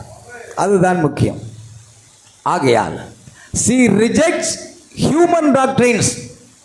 மணவாட்டி ரிஜெக்ட் ஹியூமன் டாக்டர், மனித உபதேசங்களை அவள் புறம்பை தள்ளி விடுகிறாள். மனித உபதேசங்கள், ஸ்தாபன கொள்கைகள், ஸ்தாபன கோட்பாடுகளை எல்லாம் மணவாட்டி என்ன செய்யறா? தூக்கி தூர போட்டுருவா. தீர்க்கதரிசி சொல்லுகிறா, ஒரு நபரிடத்திலிருந்து எவ்வளவு வெளிப்பாடுகள் வந்தாலும் அது வார்த்தையோடு இடைவிட்டால் அதை குப்பை தொட்டியில் தூக்கி போடுங்கிறார். நான் ஸ்டேட்டஸில் அடிக்கடி போடுவேன். அந்த வெளிப்பாடு எதோடு இணையணும்? வார்த்தையோடு இணையலைன்னா அதை தூக்கி குப்பை தொட்டியில் போடுங்கிறார். அப்படினால் பாருங்கள் பிரியமானவர்களே, பிரைடு ரிஜெக்ட்ஸ் ஹியூமன் டாக்டிக்ஸ். மனித போதனைகளை, கொள்கைகளை, கோட்பாடுகளை மணவாட்டி தூக்க எரிஞ்சு விடுவாள். ஆமென். இது ஒன்றும் மணவாட்டிகளும் வரக்கூடாது. நீங்கள் மணவாட்டினா இயேசு நாமத்தில் ஞானஸ்நானம் எடுத்த உடனே மணவாட்டின்னு நினைக்கிறீங்களா? இல்லை, அது பாவம் மன்னிப்புக்கு தான். நான் அன்றைக்கு சொன்ன மாதிரி, நீ முதல்ல நனையாத பாவியாக இருந்த, இப்போ நனைஞ்ச பாவியாக இருக்கிற, அவ்வளோதான். அல்லேலூயா. ஞானஸ்நானம் எடுக்கும்னாலும் நனையாத பாவி. ஞானஸ்நானம் எடுத்த பிறகும் மாற்றம் இல்லைன்னா நீ நனைந்த பாவி தான். இதுதான் வித்தியாசம், வேற வித்தியாசமே இல்லை. அல்லேலூயா. ஆனால் தீர்க்க சொல்றார், நீங்கள் 50 முறை ஞானஸ்நானம் பெற்றிருந்தாலும் நீங்கள் மறுபடியும் பிறக்கவில்லை என்றால் தேவனுடைய ராஜ்யத்துக்குள் செல்ல முடியாதுன்னு சொல்கிறார். இப்போ ஞானஸ்தானம் பெற்ற உடனே நம்ம எல்லாம் முடிஞ்சு போச்சுன்னு நினைக்காதீங்க பிரியமானவர்களே, கவனிங்க. அடுத்தது, Bible alone is her foundation. வேதம் மட்டுமே மணவாட்டியினுடைய என்னதான் இருக்கு? ஃபவுண்டேஷன் மீன் அஸ்திவாரம். வேதம் மட்டுமே மணவாட்டியினுடைய அஸ்திவாரம். உங்கள் அஸ்திவாரம் இங்கே தான் இருக்கணும். இயேசு பவுல் சொல்றாரு, நான் புத்தியுள்ள சிற்பாசாரியை போல அஸ்திபாரம் போட்டேன். போடப்பட்ட அஸ்திபாரமாகிய இயேசு கிறிஸ்துவை அல்லாமல் வேறொரு அஸ்திபாரத்தை ஒருவனும் போட முடியாது. நம்முடைய அஸ்திபாரம் என்னது பிரியமானவர்களே? பைபிள், தேவனுடைய வார்த்தை. நம்முடைய பைபிள் தான் நம்முடைய அஸ்திபாரம். அது இந்த பைபிளில், இந்த வார்த்தையில் உங்கள் அஸ்திபாரம் ஸ்ட்ராங்காக இருந்தால் பெருமழை சொரிந்து, அதை பாருங்க, வெளிப்படுத்தல் விசேஷம், மன்னிக்கும், மத்தேயு சுவிசேஷம். வாசிங்க சீக்கிரம். ஆகையால் பெருமழை சொரிந்து பெருவெள்ளம் வந்து, அதுக்கு முந்தின வசனம், ஆகையால் நான் சொல்லிய இந்த வார்த்தைகளை கேட்டு இவைகளின்படி செய்கிறவன் எவனோ அவனை கன்மலையின் மேல் தன் வீட்டை கட்டின புத்தியுள்ள மனுஷனுக்கு ஒப்பிடப்படுவான். அவன் தான் புத்தியுள்ள கன்னி. அவன் வார்த்தையில தான் நிலைத்திருப்பான். வார்த்தையினால தன் கிறிஸ்தவ ஜீவியத்தை அமைத்துக் கொள்ளுவான். அவன் கன்மலையின் மேல் அஸ்திவாரம் போடப்பட்டவனாக இருப்பான். பெருமழை சொரிந்து, அது பெருமழை சொரிந்து பெருவெள்ளம் வந்து காற்று அடித்து அந்த வீட்டின் மேல் மோதியும் எத்தனை துன்பங்கள் வந்தாலும், எத்தனை சோதனைகள் வந்தாலும், எத்தனை புயல் வந்தாலும் அந்த வீட்டின் மேல் மோதியும் அது விழவே விழாது. ஒரு கிறிஸ்தவன் சரியான அஸ்திபாரத்தை வார்த்தையில போட்டிருந்தா அவன் பின்வாங்கவும் மாட்டான், அவன் என்ன செய்ய மாட்டான், விழவும் மாட்டான். ஏன்னா அவனுடைய அஸ்திபாரம் எங்க இருக்கிறது? கன்மலையின் மேல வார்த்தையில் இருக்கிறது. சரி, கவனிங்க. அடுத்தது பாருங்க, நல்ல கவனிங்க. நம்ம அஸ்திபாரம் பைபிளில் இருக்கணும். அடுத்தது ஹோலினஸ், பரிசுத்தம். Bright is without spot. Hallelujah. Bright is without spot. மணவாட்டி என்ன அர்த்தத்தில் சொல்லியிருக்கேன்னு எனக்கு புரியலையே. வித்தவுட் ஸ்பாட்னா என்னம்மா?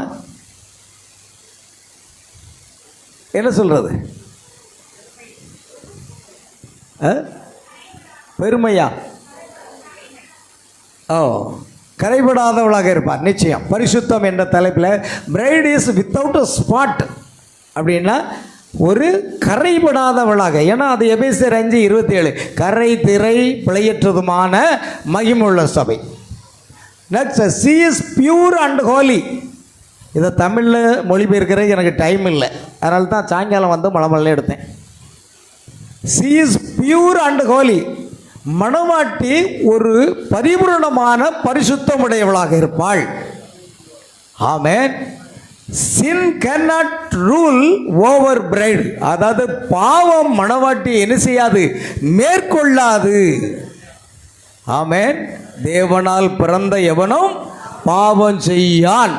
தீர்க்கதரிசி சொல்றாரு. பாவம் என்றால் என்ன? புகைப்பிடிப்பதா, மது அருந்துவதா, அல்லது விபச்சாரம் செய்வதா, அல்லது ஏமாற்றுவதா, களவு செய்வதா? இது பாவம் அல்ல. பாவம் என்பது அவிசுவாசம். பாவம் என்பது என்ன? அவிசுவாசம் இருக்கிறபடியினால்தான் இவர்கள் இதையெல்லாம் செய்கிறார்கள்னு சொல்றார். இது பாவம் அல்ல. இதெல்லாம் அது என்னவா இருக்கிறது? நீங்கள் அவிசுவாசமே பாவம். தேவனுடைய வார்த்தையில் விசுவாசம் இருந்தால் இது நம்மை விட்டு போய்விடும். அப்போ வார்த்தையில் சரியான ஒரு விசுவாசம் இல்லை அப்படின்னா இப்படிப்பட்ட செயல்கள் நடக்கும். இது பாவத்தின் தன்மைகள் அப்படின்னு தீர்க்கதரிசி வளர்க்கிறார். எது பாவம்? வார்த்தையை அப்போஸ்தலர் 2:38 விசுவாசிக்கலைன்னா நீ பாவி தான். ஸ்தாபனத்தை இறங்க நாங்கள் அபிஷேகத்தை பாடுறோம், அப்படி துள்ளுறோம், இப்படி துள்ள. அப்போஸ்தலர் 2:32 ஞானஸ்தானம் படலைன்னா நீ யாரு? நீ பாவி. ஏன்னா வார்த்தையை அவிசுவாசிக்கிறாயே.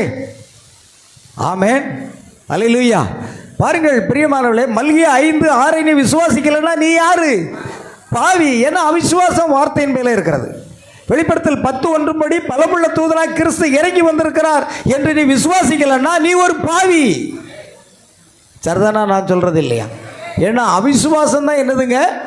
பாவம் என்று சொல்லுகிறார். இதெல்லாம் பொய் சொல்றது, களவு செய்கிறதெல்லாம் பாவத்தின் தன்மைகள் அப்படின்னு சொல்கிறார்.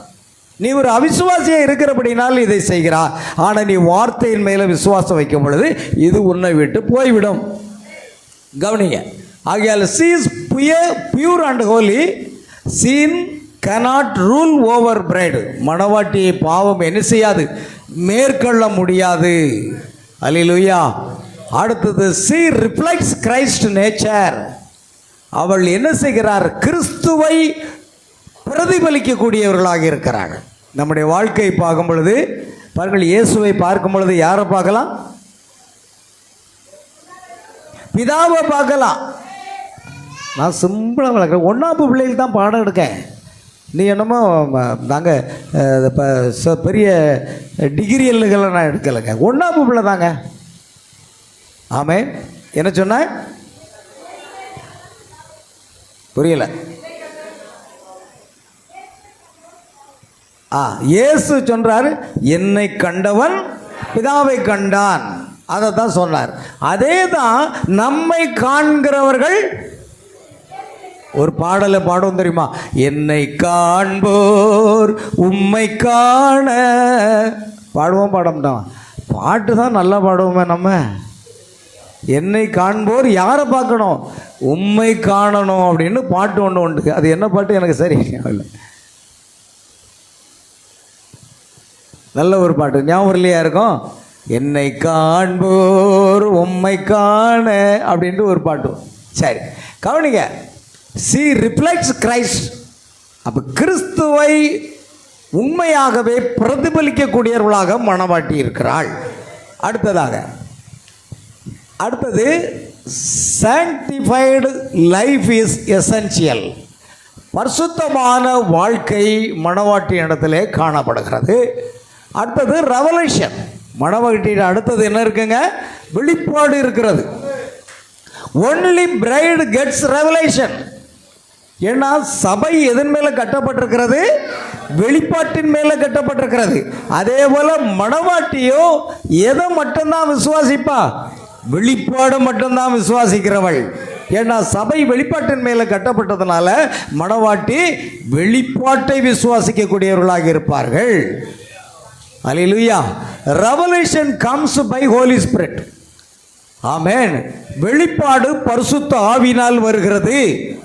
ஜனங்கள் என்னை யார் என்று சொல்லுகிறார்கள்? சிலர் யோவான் ஸ்நானன் என்றும் எலியா என்றும் தீர்க்கதரிசிகள் ஒருவர் என்றும் சொல்லுகிறார்கள். நீங்கள் என்னை யார் என்று சொல்லுகிறீர்கள்? நீர் ஜீவனுள்ள தேவனுடைய குமாரனாகிய கிறிஸ்து, யோனாவின் குமாரனாகிய சீமோனே நீ பாக்கியவான். மாம்சமும் இரத்தமும் இதை வெளிப்படுத்தல, பரலோகத்திற்கு என் பிதா இதை வெளிப்படுத்தி கொடுத்தார். ரெவலேஷன் எங்கிருந்து வருகிறது? பரிசுத்த ஆவியினிடத்திலிருந்து வருகிறது. Revelation comes by the Holy Spirit. பரிசுத்த ஆவியின் மூலமாக என்ன வருகிறதுனா வெளிப்பாடு நமக்கு வருகிறது. அந்த பேதுருக்கு பரிசுத்த ஆவியின் மூலமாகத்தான் அந்த வெளிப்பாடு வருகிறது. அதுதான் மணவாட்டி. அடுத்தது நாட் எஜுகேஷன் பட் இன்ஸ்பிரேஷன். அல்லேலூயா.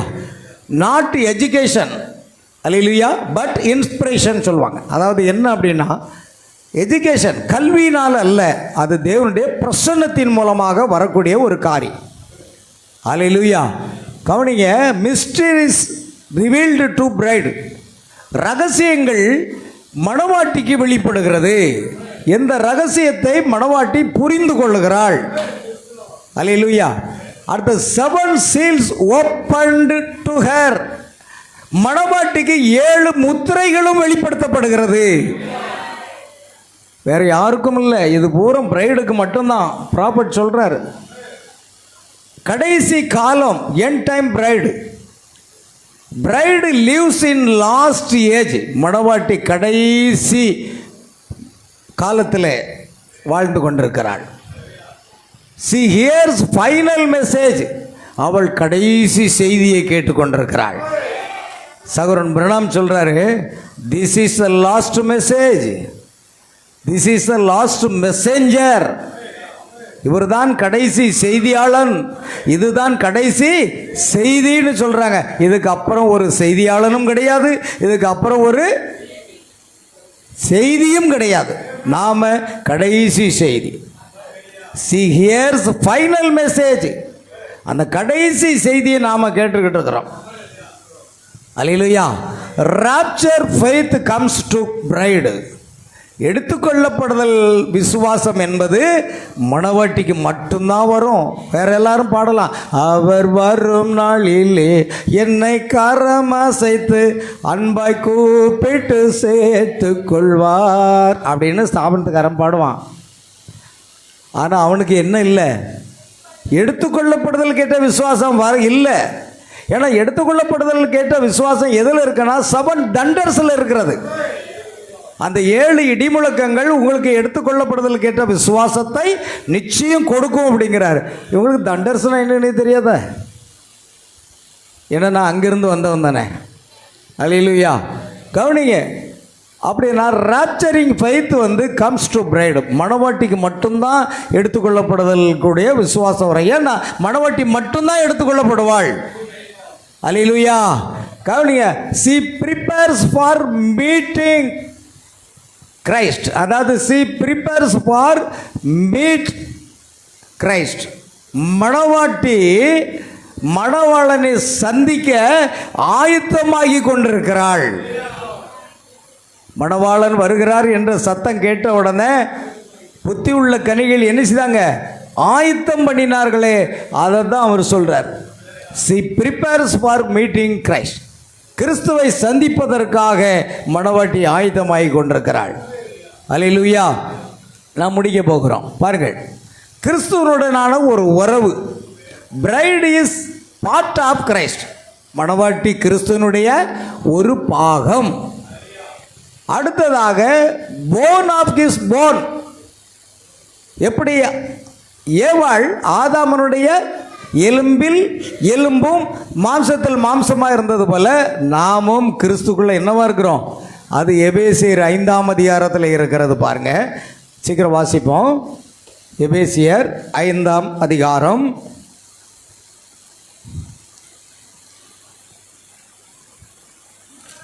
நாம் அவருடைய சரீரத்தின் அவயங்களாயும், பாருங்க, நாம் அவருடைய சரீரத்தின் அவயங்களாயும் அவருடைய மாம்சத்திற்கும் அவருடைய எலும்புகளுக்கும் உரியவராக இருக்கிறோம். மணவாட்டியாகிய ஏவாள் மணவாளனாகிய ஆதாமனுடைய எலும்பில் எலும்பும் மாம்சத்தில் மாம்சமாக இருந்தாள். அதே போல மணவாட்டி இயேசு கிறிஸ்துனுடைய மாம்சத்தில் மாம்சமாகவும் எலும்பில் எலும்பாகவும் இருக்கிறாள். ஆகையால் போன் ஆஃப் ஹிஸ் போன், எலும்பில் எலும்பாக இருக்கிறாள் மணவாட்டி. she is united with him. அவருக்குள் ஒன்றாக இருக்கிறாள் மணவாட்டி. அவருக்குள் இயேசு சொன்னார், பிதாவே நாம் ஒன்றாக இருப்பது போல இவர்களும் ஒன்றாக இருக்கும்படிக்கு அருள் செய்யும் என்று ஜெபித்தாரே. ஆகையால் மணவாட்டி கிறிஸ்துக்குள் ஒன்றாக இருக்கிறாள். Marriage of the lamb. மணவாட்டி ஆட்டுக்குட்டியை என்ன செய்கிறார்? திருமணம் செய்து கொள்கிறார். she becomes one with word. அவர்கள் ஒரே வார்த்தையாக இருக்கிறார். கடைசி நாட்களில் நான் பிதாவிலும் பிதா என்னிலும் நான் உங்களிலும் இருக்கிறதை அறிவீர்கள். அந்த ஒன்னஸ், ஒன்றாய் இருத்தல் என்ற தலைப்பில் ஒரு செய்தி இருக்கிறது. பார்த்துருக்கீங்களா? ஒன்றாய் இருத்தல் அப்படிங்கிற செய்தி. அல்லேலூயா.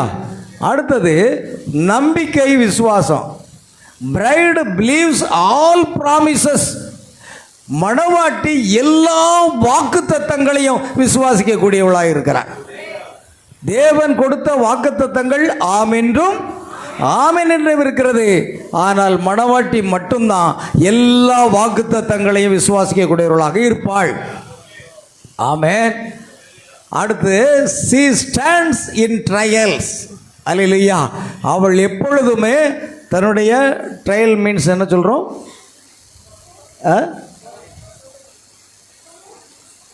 புரியல, சத்தமாக சொல்லுங்களேன். சோதனையா? ட்ரையல்ஸ். இது சோதனை வராது. இதில் ட்ரையல்ஸ் சோதனை தானா? மணவாட்டி எப்பொழுதுமே மன்னிக்கும், சோதனை வரும் பொழுது மணவாட்டி மட்டும்தான் நிலை நிற்பாள். சரிதானா? அல்லேலூயா. கவனிங்க, faith of bride is supernatural. ஆமென். அல்லேலூயா. மணவாட்டினுடைய விசுவாசம் என்பது இயற்கைக்கு அப்பாற்பட்டது. சூரியனை தரித்து நெல், அங்கே நிற்கும். அணில் உண்டாக கிடவது, அங்கே அணில் உண்டாகும். பாருங்க, சூப்பர் நேச்சுரல் ஒரு விசுவாசம் யாருக்கு இருக்குங்க? மணவாட்டிக்கு இருக்கும். நீங்கள் நினைக்கிற மாதிரில இதெல்லாம் நமக்குள்ளே கொண்டு வரணும், செயல்பட வைக்கணும். மணவாட்டிக்குள்ள சூப்பர் நேச்சுரல் ஃபெய்த் இருக்கணும். அல்லேலூயா. கவனிங்க, என்ன எவ்வளோ இருக்கப்பா முடியப்போதா? she cannot be deceived. மணவாட்டி ஒருபோதும் வஞ்சிக்கப்பட மாட்டாள். மத்தேயு 24:24 கள்ள கிறிஸ்துகளும் கள்ள தீர்க்கதரிசிகள் எழும்பி கூடுமானால் தெரிந்து கொள்ளப்பட்டவர்களை வஞ்சிக்கத்தக்கதாக அநேக அற்புதங்களை அடையாளங்கள் செய்வார்கள். ஆனால் தீர்க்கதரிசி சொல்லும் பொழுது தெரிந்து கொள்ளப்பட்டவர்கள் ஒரு காலம் வஞ்சிக்கப்பட மாட்டார்கள். she cannot be deceived. அல்லேலூயா. கவனிங்க, elect cannot fall. அந்த முன்குறிக்கப்பட்டு அழைக்கப்பட்டவர்கள் விழுந்து போக மாட்டார்கள். அல்லேலூயா. அழைப்பு, காலிங். Bright is elected. மணவாட்டி ஏற்கனவே தெரிந்து கொள்ளப்பட்டவர்களாக இருக்கிறாள். ப்ரீ டெஸ்டினேட்டட் சீட், அவள் முன்குறிக்கப்பட்ட ஒரு வித்து. சூசன் பிஃபோர் ஃபவுண்டேஷன், உலகத்தோட்டத்துக்கு முன்பாகவே அவர் முன்குறித்தார். கவனிங்க, மணவாட்டினா யாருன்னு கவனிங்க. பைபிளில் தீர்க்கதரிசி சொல்கிற பாயிண்ட். ஆகையால் கால்டு பை காட் ஹிம்செல்ஃப். அல்லேலூயா. தேவன் மணவாட்டியை அவருக்குள்ளாக நம்மை அழைத்தார். ஆமென். அடுத்து வாழ்க்கை நடை எப்படி இருக்கும் மணவாட்டிக்கு? Bride walks in spirit. மணவாட்டி தேவனுடைய ஆவியினால் நடத்தப்படுகிறாள். பாருங்கள், நம்முடைய மனசும் நம்முடைய மாம்சமும் நடத்துகிறத தான் நம்ம நடத்திக்கிட்டு இருக்கோம். ஆனால் இப்பொழுதோ நாம் அவருக்கு மணவாட்டி. நீங்கள் திருமணம் ஆகிறதுக்கு முன்பாக அந்த வாலிப பெண்கள் என்ன செய்யலாம்? தோழியை பார்க்க போகிறேன், என் பாய் ஃப்ரெண்டை பார்க்க போகிறேன், நான் அங்கே போகிறேன் இங்கே போகிறேன்னுட்டு போகலாம். ஆனால் திருமணம் ஆன பிறகு கணவனுடைய அனுமதி இல்லாமல் நீ எங்கேயுமே போக முடியாது. புரியுதா? அல்லேலூயா.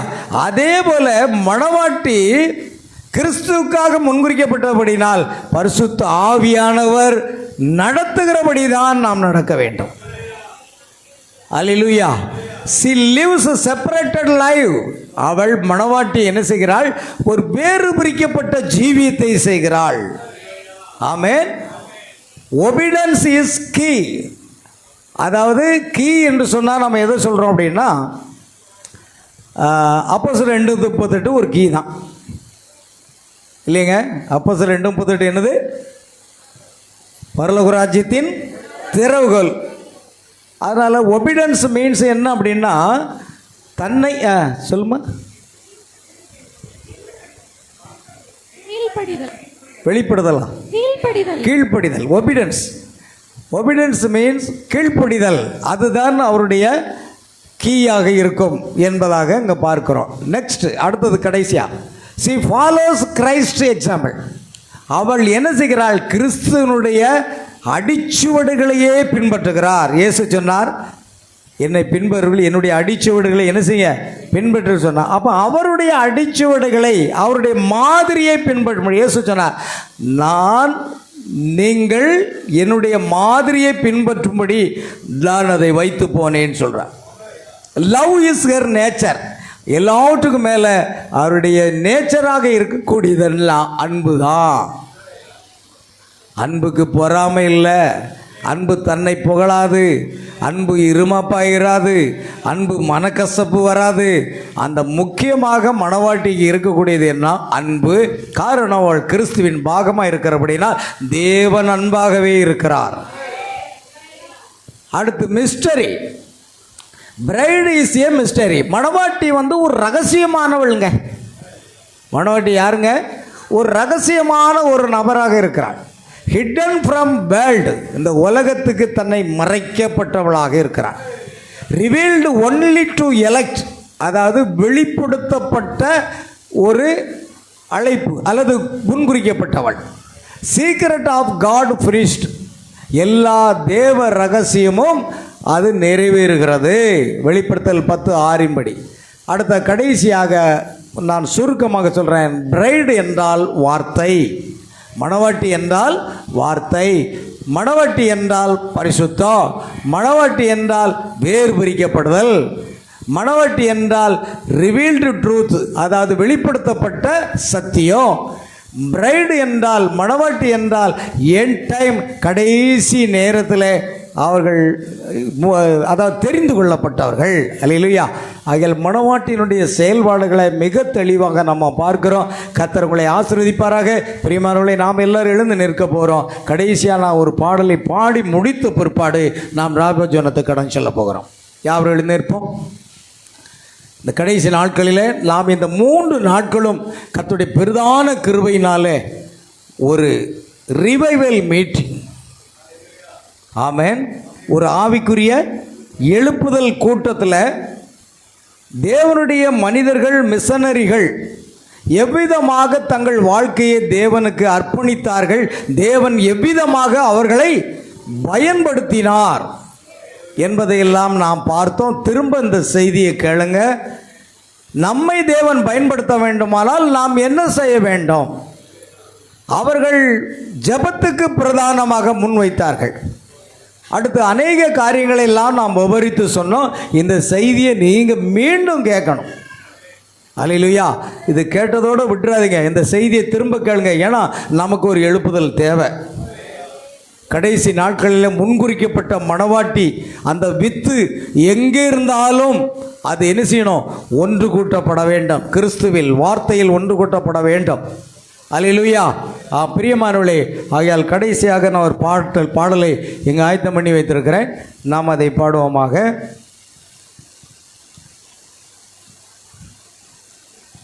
Price Lord. இந்த பாடலை பாடி நாம் ஜெபித்து அதன் பிற்பாடு இந்த செய்தியை நிறைவு செய்துவிட்டு ராபோஜனத்துக்கு நாம் கடந்து செல்ல கர்த்தர் நமக்கு உதவி செய்வாராக. Praise Lord. எல்லாரும் பாடுவோமா? இந்த நாட்களில் கர்த்தர் உங்களை ஒரு எழுப்புதல்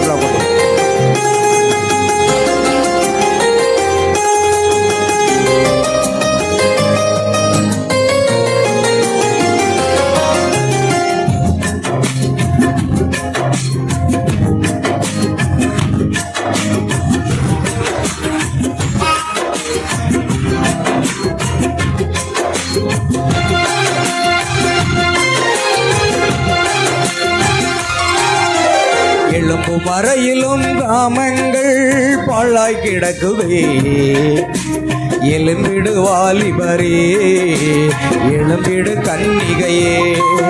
நீ எழும்பும் வரையிலும் கிராமங்கள் பாழாய் கிடக்குவே, எழும்பிடு வாலிபரே, எழும்பிடு கன்னியரே. கர்த்தரின் வருகையோ மிகவும் சமீபமே, நியாய தீர்ப்போ நெருங்கி வருகுதே. இன்னும் கால தாமதமேனே, எழும்பிடு வாலிபரே, இன்னும் கால தாமதமேனோ, எழும்பிடு கன்னியரே. நீ எழும்பும் வரையிலும் கிராமங்கள் பாழாய் கிடக்குதே, எழும்பிடு வாலிபரே, எழும்பிடு கன்னியரே, எழும்பிடு வாலிபரே, எழும்பிடு கன்னியரே.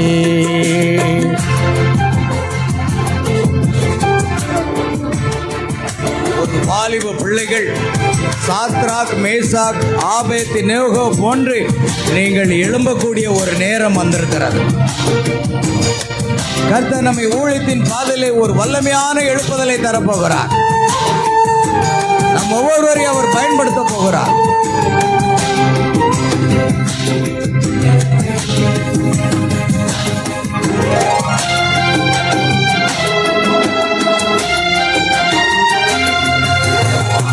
இமய முதல் குமரி வரை ஜெபதூபம் ஏற்றிடுவோம்.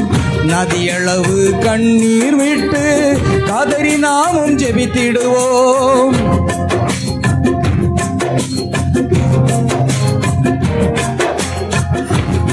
முதல் குமரி வரை ஜெபதூபம் ஏற்றிடுவோம். நதியளவு கண்ணீர் விட்டு கதறி நாமும் ஜெபித்திடுவோம். இன்னும் கால தாமதமேனோ எழும்பிடு வாலிபரே, இன்னும் கால தாமதமேனோ எழும்பிடு கன்னியரே. எழும்பும் மறையிலும் கிராமங்கள் பாழாய் கிடக்குதே. எழும்பிடு வாலிபரே, எழும்பிடு கன்னியரே.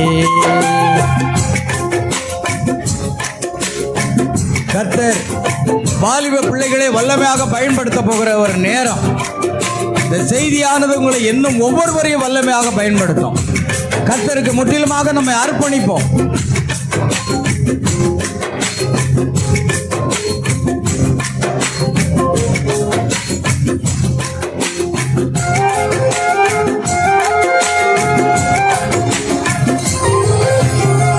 கோடி கோடி மாந்தர்கள் இங்கு நரகத்தின் பாதையிலே, அவர்களின் மீட்புக்காக யார் இங்கே போவது?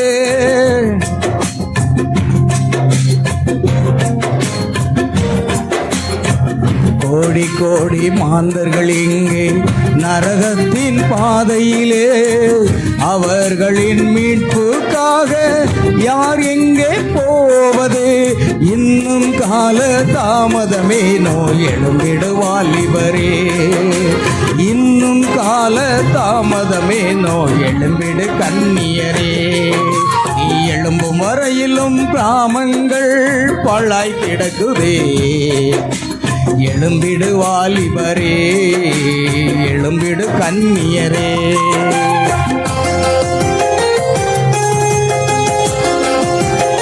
கர்த்தரிடத்தில் நாம் முற்றிலுமாக அர்ப்பணிப்போம். தேவன் நம்மை பயன்படுத்தக்கூடிய நேரம் வந்திருக்கிறது.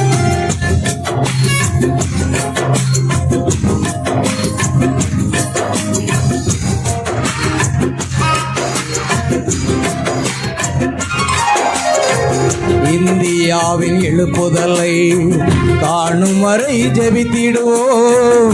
கர்த்தரே தெய்வம் என்று நாவு யாவும் முழங்கணுமே.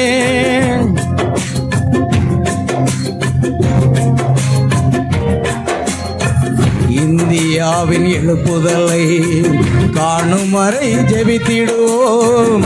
கர்த்தரே தெய்வம் என்று நாவு யாவும் முழங்கணுமே. இன்னும் கால தாமதமேனோ எழும்பிடு வாலிபரே, இன்னும் கால தாமதமேனோ எழும்பிடு கன்னியரே. நீ எழும்பும் வரையிலும் கிராமங்கள் பாழாய் கிடக்குதே.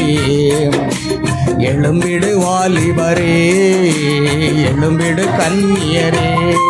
நீ எழும்பும் வரையிலும் கிராமங்கள் பாழாய் கிடக்குதே. எழும்பிடு வாலிபரே, எழும்பிடு கன்னியரே.